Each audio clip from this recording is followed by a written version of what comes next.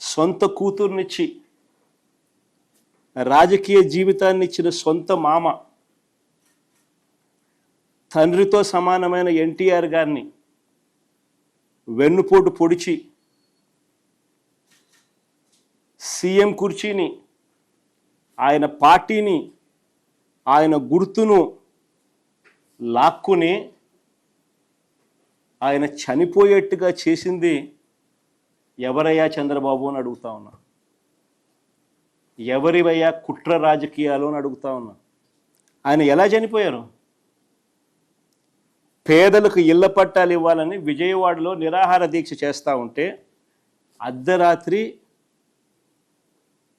అర్ధరాత్రి చంద్రబాబు నాయుడు గారి government, Telugu Desam party అధికారంలో ఉంది, అర్ధరాత్రి నరికి చంపారు.